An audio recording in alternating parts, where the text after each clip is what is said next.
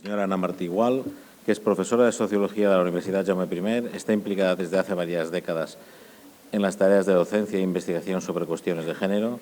Su aportación más destacada en el tema que nos ocupa, o el tema de la ponencia, o el tema del seminario, está recogido en su tesis doctoral Maternidad y técnicas de reproducción asistida, un análisis desde la perspectiva de género de los conflictos y experiencias de las mujeres usuarias, leída en el año 2011.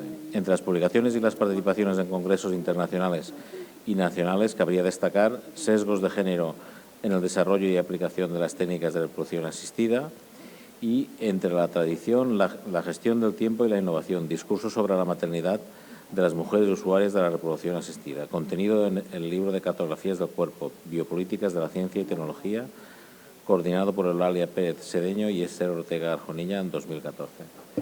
Cuando quieras, Ana. Bueno, muchas gracias. Soy la tercera de una sesión larga e intensa, entonces intentaré ser breve, esquemática y, por supuesto, me gustaría que quedara tiempo para el debate.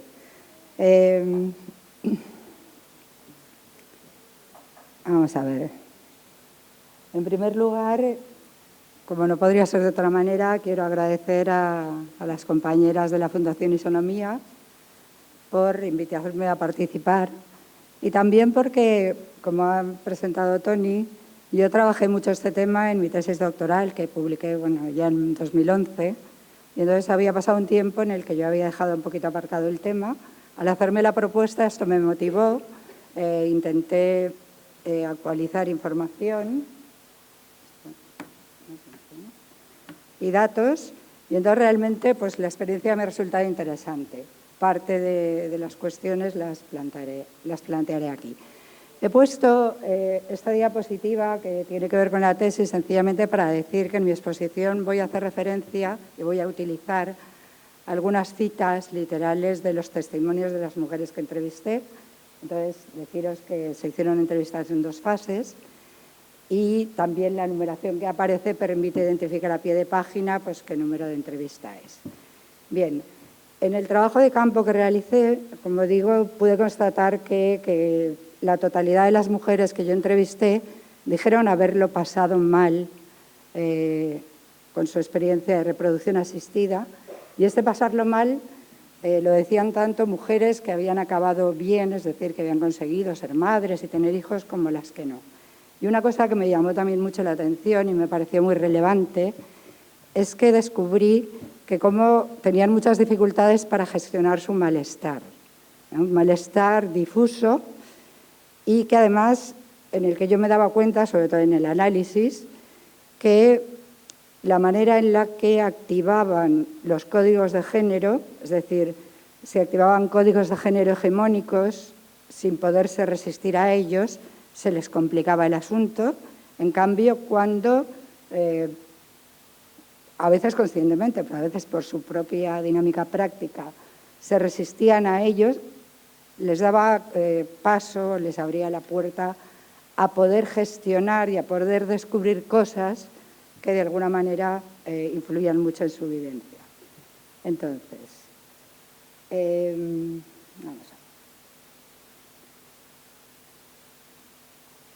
Bueno, mi ponencia se titula Las violencias hacia las mujeres en reproducción asistida y lo primero que querría decir, ya entrando en tema, es que las violencias de género, que he llamado porque creo que lo son, que confluyen en la reproducción asistida, se producen, se manifiestan y se concretan en muchos niveles.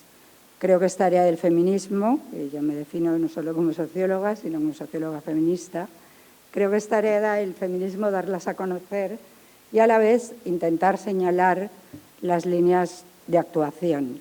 Modestamente, yo he orientado mi intervención en esta línea. También, si tuviera que ir al final, os diría, pues en realidad sería algo tan sencillo y tan difícil como conseguir que se pusieran los intereses de las mujeres en el centro. Claro, esto no ha sido así, ni en el sistema social, ni por supuesto en las prácticas de reproducción asistida. Como decía, yo me planteo, por tanto, que bueno, yo he orientado mi ponencia aquí, ¿qué podemos hacer? Se me ocurre compartir con vosotras pues, unas líneas de reflexión y actuación que al final he resumido en 3, aunque ahí veáis 4. Espero que alguna sorprenda y eso despierte un poquito el interés. Llevamos ya mucho rato aquí, pero bueno, pues a lo mejor nos activamos un poco más. Bueno, yo voy a hablar de las 3 primeras, que podéis ver en la pantalla. Se lee bien desde el final, porque así no hace falta que yo me ponga a leer, ¿no?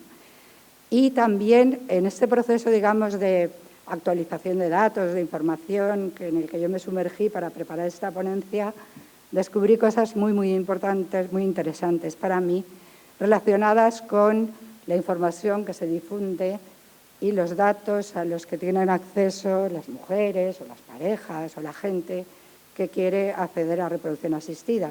Por eso creo que una línea pendiente, que sería objeto de otra charla y que yo además tendría que preparar mejor, sería propiciar la difusión de una información clara sobre la efectividad. Bien. Estoy con... Espérate, abandono. Bien. El uso de las técnicas de reproducción asistida se ha ido incrementando con el paso del tiempo. Yo creo que es una impresión que compartimos toda la gente que estamos aquí y pues diríamos que están muy normalizadas en el imaginario colectivo. Yo incluso pensé, a lo mejor hay quien se sorprenda de que yo plantee una ponencia con el título de violencia de género en reproducción asistida. Supongo, no espero respuesta, es una pregunta un poquito retórica, pero me imagino que si yo preguntara a cuántas personas de la sala conocéis gente que haya pasado por reproducción asistida, pues yo creo que las manos serían numerosas. Yo, de hecho, tengo una hija que tiene 27 años, 2 másters y un trabajo precario y pienso a veces, digo, cualquier día vendrá a decirme que ha decidido congelar sus óvulos. Yo espero que no, de momento estoy tranquila porque no se lo puede pagar. Bueno, como decía, aquí los datos, si se leen, pues yo no los voy a repetir. He intentado reflejar con datos de la Sociedad Española de Fertilidad el resumen de todos los ciclos de FIV-ICSI, que son las técnicas más utilizadas, las centrales de reproducción asistida, que según el informe, el último disponible del año 2017, se han realizado en España. 140.941 ciclos, que son muchos. Y además en prensa podemos leer noticias de que efectivamente ya España es líder en Europa en fecundación in vitro y además...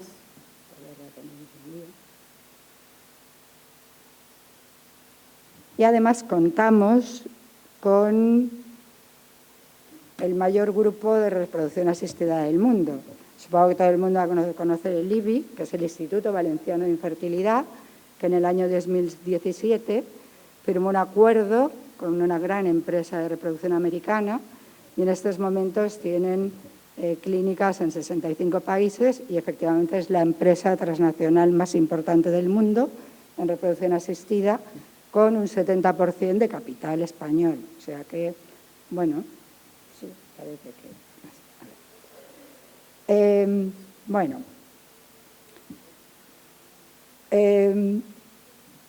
según los datos plenamente compartidos por distintas fuentes,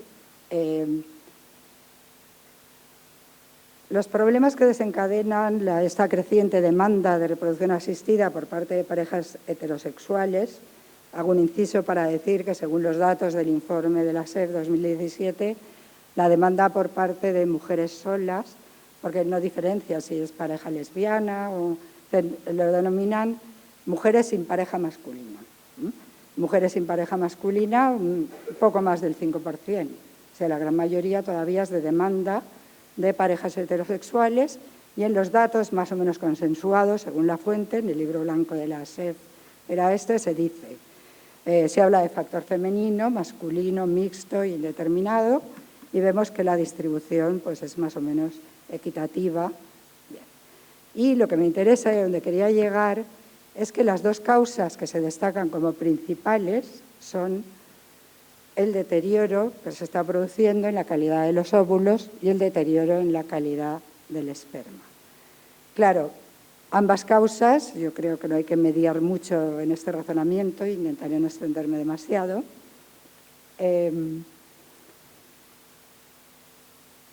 tienen o están motivadas en factores sociales y ambientales.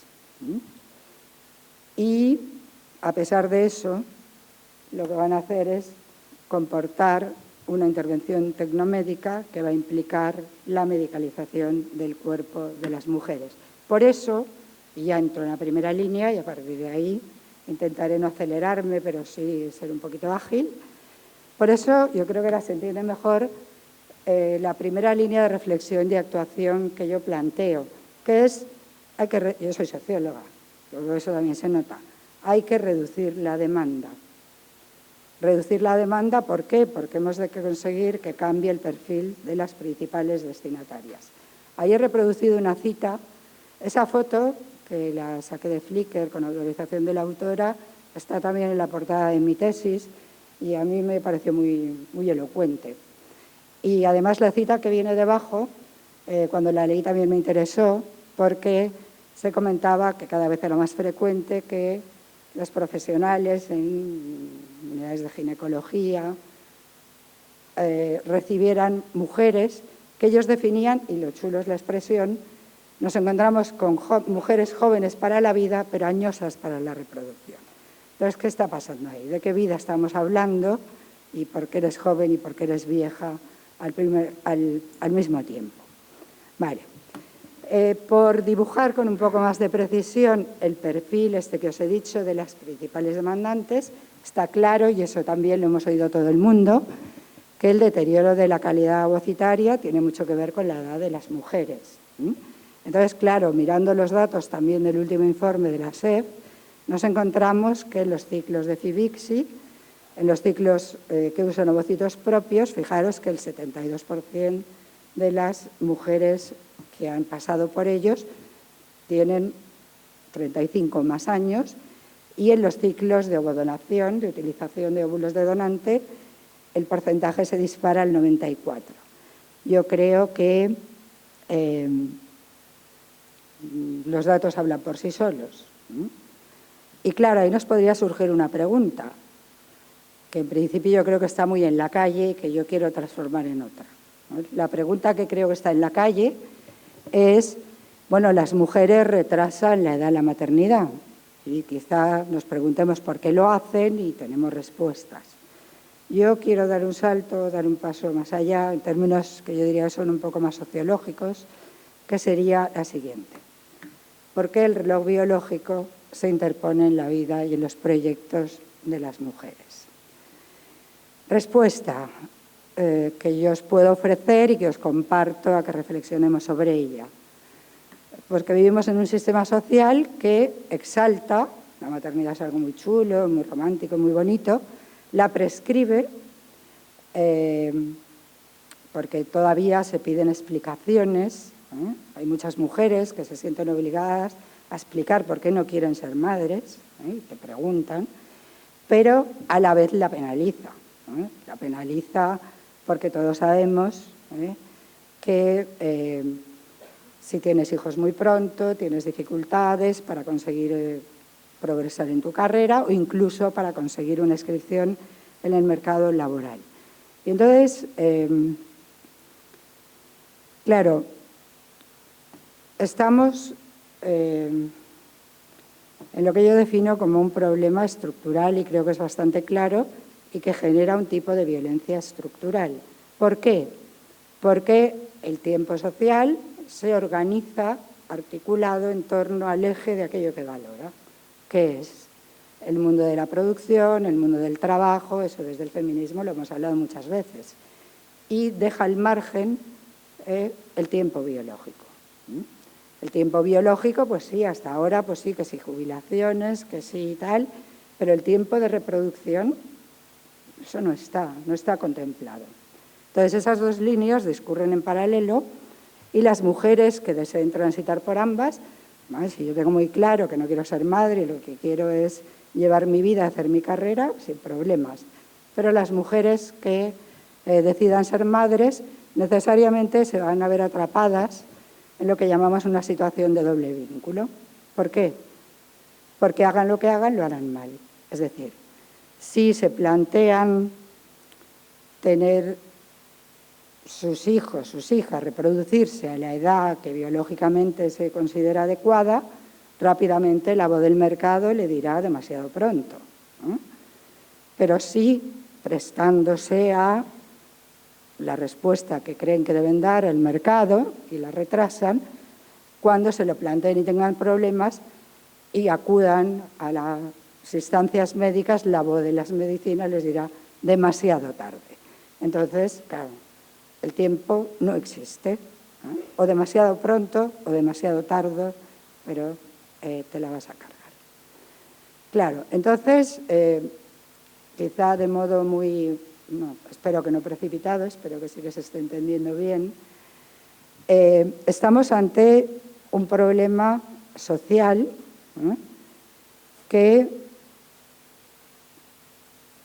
ante el cual las TRA se configuran como una respuesta y como una solución, que no digo que la sea, pero que tiene muchas implicaciones. He intentado resumirlas en ese cuadro, porque efectivamente implica medicalizar aún más el proceso reproductor de las mujeres, porque ya hasta la concepción, etc. Segunda cuestión, se mercantiliza. Ángela ha hablado también de la mercantilización al hablar de las madres de alquiler. Claro, la mercantilización de la reproducción que suponen las técnicas de reproducción asistida es clarísimo. Y de hecho parece que la reproducción se convierte en un objeto de consumo que además encuentra cada vez una oferta mayor y vinculada a que efectivamente es un espacio, ¿no?, de mercado donde los intereses económicos en juego y los beneficios son desorbitados. Pero la tercera cuestión es quizá una de las que yo considero más importantes, además, y es que despolitiza el problema. Sí, ha hablado de que hay un problema estructural de interés fundamental para el feminismo, y es que el tiempo de vida y en concreto el tiempo de reproducción está fuera de aquello que la sociedad considera importante. Eso es un problema político de primer orden para el feminismo, ¿vale? Si decimos, bueno, pero ahora tenemos la solución de la reproducción asistida y, por lo tanto, pues la cosa se puede resolver. ¿Qué ocurre?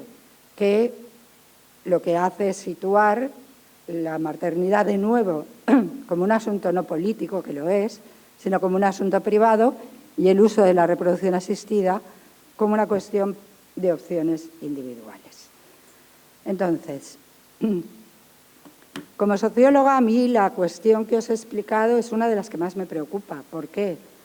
Porque está arrastrando, no voy a decir obligando, pero sí arrastrando hacia el uso de reproducción asistida a muchas mujeres que no tendrían por qué necesitarlo. Y desde luego se me ponen los pelos de punta cuando se instrumentaliza a las mujeres con mensajes de empoderamiento como este, que también encaja con el discurso neoliberal. Yo cuando vi este anuncio, este es un autobús en Santiago de Compostela, pero bueno, yo creo que se comenta casi por sí solo y no me voy a enrollar mucho más, aunque no estoy yo con el reloj en mano. Bueno, pasemos a la segunda línea, que será la de visibilizar y gestionar los sesgos de género. Bien, yo ahí la frase de pista que doy es que la intervención en el cuerpo femenino que supone la reproducción asistida es una cuestión menos obvia de lo que parece. A primera vista parece inexcusable. Las mujeres son las que se embarazan, son las que paren. Hay que intervenir más en ellas. Vamos a ponerlo un poquito en cuestión. Entonces, la primera cuestión perdón, se me va la lengua, que quería comentar es que, claro, cuando una pareja heterosexual acude a una consulta de reproducción asistida, lo primero que conoce y lo primero que se le pone de manifiesto, y lo percibe enseguida, es la clara asimetría en la distribución de costes físicos que representan los tratamientos para unos y para otras. En las entrevistas a mí me llegó a hacer gracia, pero hasta el punto que un epígrafe de la tesis lo llamé así. Las mujeres lo condensaban en el botecito, que por cierto el botecito no sé si se ve, pero en la foto está, el botecito y todo lo demás. Permitirme que ponga esta cita, que yo no la vaya a leer porque leéis más rápido de lo que yo pueda hablar. Desde luego la que habla no es la mujer de la foto, pero como si lo fuera.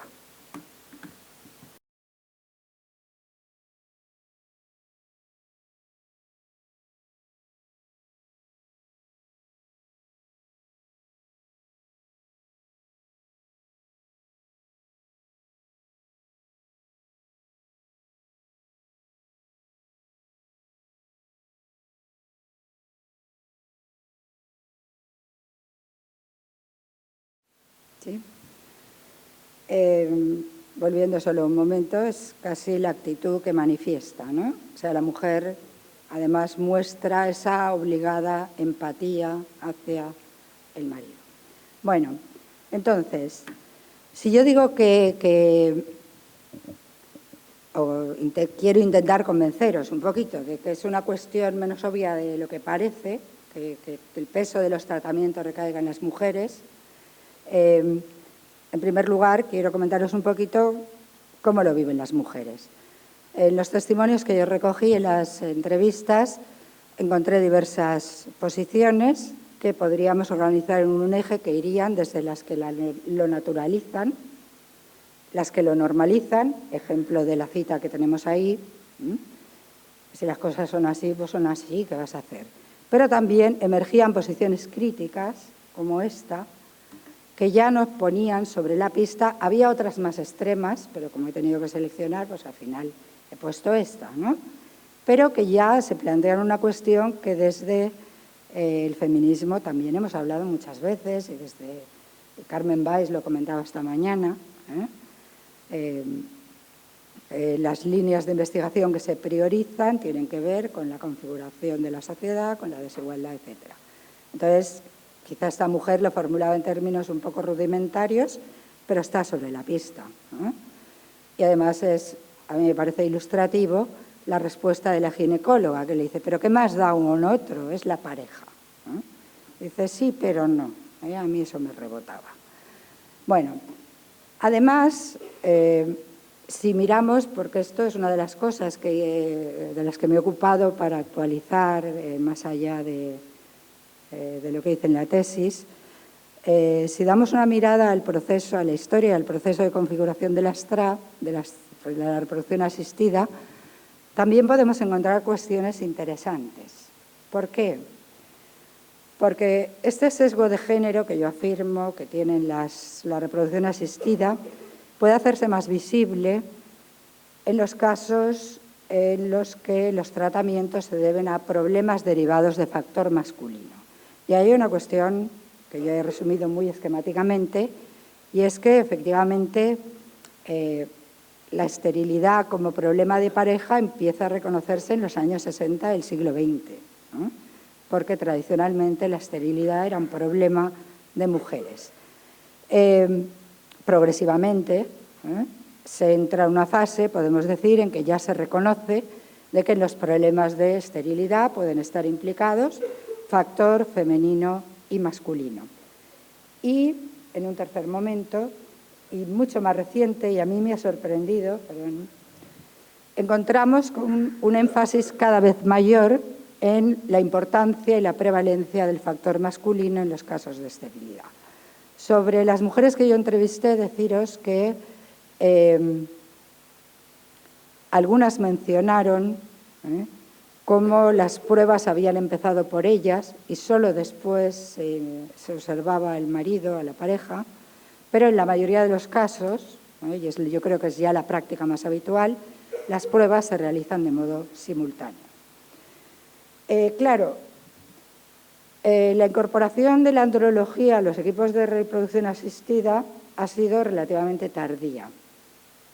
No me voy a enrollar y... Bueno, sí. La reproducción asistida surge aunando dos especialidades, básicamente, la ginecología y la biología. Entonces, la urología y la andrología estaban un poquito apartadas. Desde hace unos años, y además con un crecimiento exponencial, la andrología se ha convertido en una especialidad cada vez más reconocida y, como digo, está vinculada a ese énfasis que cada vez se le confiere al factor masculino. Entonces, me están llamando por teléfono, no puede ser. Entonces, por ejemplo, esta diapositiva está sacada de una feria de reproducción asistida que se llama Invitra, es una feria en la que había una participación de andrología y, por ejemplo, allí se afirmaba, y esto está bien, ¿no?, porque dicen existen causas de esterilidad masculina que se podrían tratar sin recurrir al Astra. Bien, ese discurso tiene poco éxito. Encontramos algunos mensajes que además sí que dicen los tratamientos son costosos e invasivos, si se puede resolver, ¿por qué no intentarlo antes? Pero en la práctica lo que suele ocurrir es que el diagnóstico y el eventual tratamiento del problema masculino no suele evitar la reproducción asistida. Y ahí ha sido bastante curioso observar cómo, a medida que la andrología ha adquirido importancia, se ha integrado en las unidades de reproducción asistida y sí que actúan como una contribución importante para favorecer el éxito. El motivo que yo os intentaba presentar de forma esquemática de por qué la posibilidad de diagnosticar, tratar un problema masculino no suele evitar la reproducción asistida es porque la fecundación in vitro, que es la técnica central con todas sus variantes, se considera una solución más rápida y con mayores posibilidades de éxito. Eso nos resuena la dinámica en la que vivimos, la dinámica del mercado y la inmediatez, y no me voy a enrollar. Tenéis al lado una cita de una mujer entrevistada, de la que tan solo quiero subrayar lo que está en negrita, que dice, sí, a él le hicieron cosas, pero la ginecóloga nos aconsejó lo de ir al grano. Yo creo que sintetiza bastante bien el mensaje. Bien, como decía, la implicación creciente de la andrología también se ha ido convirtiendo en una línea de argumentación coincidente, porque efectivamente, y esta cita que tenéis ahí es del Centre d'Infertilitat Masculina de Barcelona, que es un centro muy potente, creado en 2017, pero ahí ya vemos que esa derivación, es decir, los avances en andrología, que hay algunos muy importantes, lo que hacen es contribuir no solo a la rapidez, sino al éxito de los tratamientos posteriores.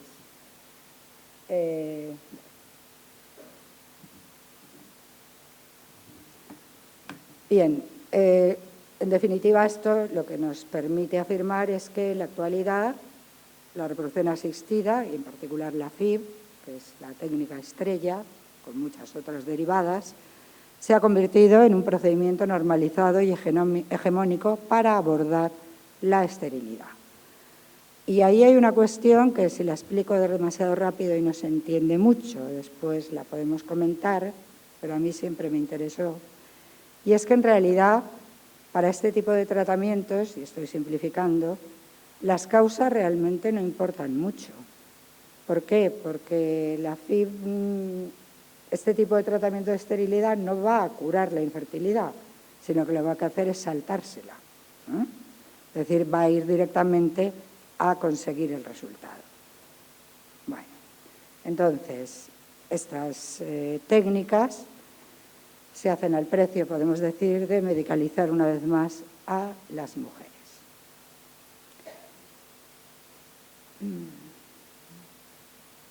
Yo llevo mucho rato ya, Una pregunta que me interesa abordar es, pues si hay esa asimetría y realmente las mujeres cargan con mayor costes de los tratamientos de reproducción asistida, ¿les confiere algún tipo de poder o es más bien al contrario? Yo os diría que poder, si lo hay, poco, ambivalente y quizá lo contrario. ¿Por qué? Porque comporta responsabilidad en la decisión. Una responsabilidad que podemos resumir a decir, si decido no hacerlo, es como si estuviera decidiendo no tener hijos.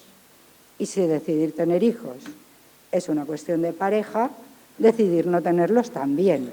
Entonces ahí tenemos un poquito ese lío en la que los códigos de género enredan a las mujeres y a sus decisiones. Pero además es una decisión difícil en los casos muy frecuentes, y conecto con lo que decía Ángela también, en que los hombres conceden una gran importancia al vínculo genético con los hijos. Muchos testimonios que dicen, yo hubiera querido adoptar, pero mi marido insistía. Sin alargarme, pero yo recuerdo el caso que a mí me impactó mucho, de una entrevista en la que había algún momento de tensión que yo no acababa de entender, y cuando ya apagué la grabadora, la mujer dice, mira, te lo voy a confesar. ¿A 5 minutos? ¿En serio?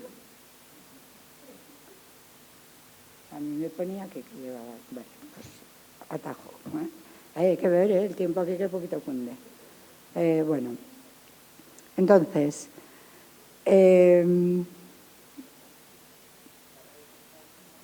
sí, es que me queda un poquito... La anécdota, que me dijo, mira, había pactado con mi marido que esto en la entrevista no lo íbamos a decir.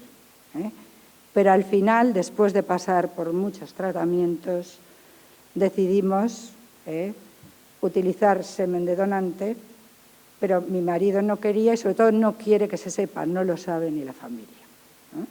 Es decir, bueno, ahí habría mucha cuestión derivada en la que no me voy a extender y menos sabiendo lo que me queda de nada. Aquí esto me marca 30, Tony, no sé si... Bueno, entonces, estoy ya en el punto 3, que es el último y que iré a prisita. La tercera línea de reflexión de actuación, reducir los costes físicos y emocionales. Las mujeres, cuando describían el sufrimiento y el malestar en su paso por las TRAS, decían, físicamente se pasa mal, pero lo peor es el sufrimiento emocional. Entonces, había preparado, me lo voy a saltar, una descripción muy breve de los cambios y las mejoras que desde las instancias profesionales se han hecho para reducir los costes médicos, los costes físicos de los tratamientos.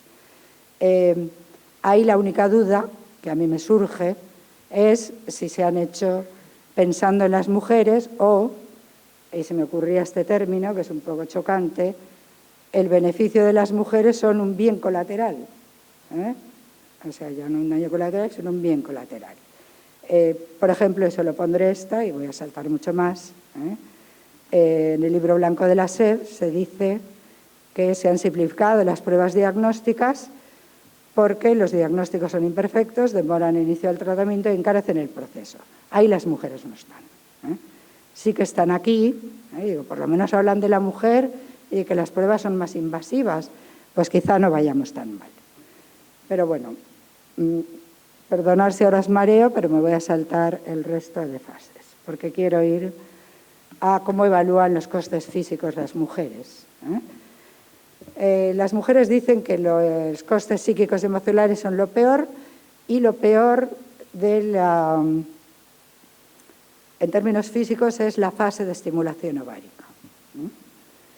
Perciben no solo cambios en su cuerpo, sino también les produce una intensa fragilidad emocional, que describen como brutal. El resto de las fases dicen, bueno, la punción ovárica, la extracción, cómo te sedan, cómo te duermen, la transferencia, pues algo parecido a una citología. Bueno, en cualquier caso, a mí, cuando pensé en esta reducción de la expresión de los costes físicos, se me ocurre que una reflexión interesante es hacer una lectura en clave de género del concepto de dolor. Y allí me encontré cuestiones interesantes, como la frecuente apariencia de un dolor normalizado. Dolor, no, el dolor normal. A mí me resonaba mucho eso de mi marido me pega lo normal. Y cuando dice, es lo que había leído que debería sentir, las justas. Bueno, además las mujeres hablan del dolor, del sufrimiento, desde seres curtidos por la experiencia y la biografía de fisiología femenina. Por eso yo creo que nos suena y nos resuena a muchas. Sobre los costes psíquicos y emocionales, bueno, la de los centros, como es muy cartita, ¿un minuto tengo, Tony, o no? Sí. Decir que sí que lo reconocen como que ahí los cambios que se han producido son mucho menores. Y los podríamos resumir en que, en muchos casos, les preocupan los costes físicos y emocionales sobre las mujeres porque pueden perjudicar el éxito de los tratamientos. Hay muchos que lo reconocen como una asignatura pendiente que habría que abordar y sí que hay algunos, sobre todo privados, que incorporan servicios de atención psicológica con coste adicional, obviamente. Entonces, las mujeres. Decir que lo describen todo el proceso globalmente como duro, estresante y agotador, y eso lo hacen independientemente del resultado obtenido, es decir, tanto si consiguen tener hijos como no. Cada fase del proceso presenta una fuente de estrés específico, modifica la imagen, la vivencia y la relación con su cuerpo que tienen las mujeres y también la posibilidad que tienen de percibirse como sujetos o como objetos. No voy a describir cada fase, es una pena, sí decir que la que genera mayor estrés y ansiedad emocional es la espera del embarazo. Ahí la disociación entre su cuerpo y su subjetividad es máximo. Su cuerpo es algo propio y extraño, que les puede responder o que les puede fallar. Y por más que se miren y busquen los signos de si les ha cogido o no cogido, saben que eso no va a ser concluyente. Y necesitarán, bueno, el momento de la espera es tan duro que hay mujeres que dicen casi descansamos cuando nos dijeron que no había embarazo. Y bueno, las metáforas del proceso global, me quedan 2 minutos, Tony, si me dejas. Las metáforas del proceso global son básicamente una carrera de obstáculos en la que experimentas un carrusel emocional con altibajos tremendos y además quedas encerrada en una rueda sin fin. Esta cita de Sarah Franklin a mí me pareció también muy chula. Es de una autora, no es de las entrevistadas. Y aquí quería poneros esto, porque efectivamente hemos dicho que el éxito o el fracaso, o si no lo he dicho, lo quería haber dicho, puede sobrevenir en cada fase del ciclo. Y eso, fuente de estrés, ¿qué va a pasar? ¿Fracasaré? No.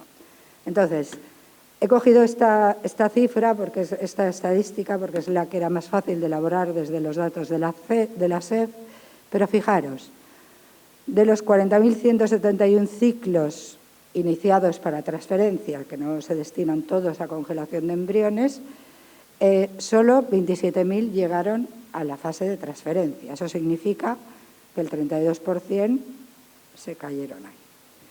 De estos 27.000, gestaciones se produjeron en 9.710 casos. Duro, ¿eh? El 65%. Top. Y luego parece que ahí, cuando ya te embarazas, pues la cosa va mejor, ¿no? Aún así, el 27% de los embarazos no desembocó en un parto. FIVIXI con óvulos propios. Con óvulos de donante las cifras son mejores, pero tampoco es gran cosa. Acabando. Destacar, porque sobre todo me conduce al mensaje final que os quería transmitir. Hay 3 fuentes de sufrimiento físico fundamentales y que se deberían abordar, aparte del detalle que no he podido explicar por organizarme mal en el discurso. El silencio médico ante el fracaso. Las mujeres dicen, lo peor es cuando vas allí, ha fallado, y ahí no te explican por qué ha fallado.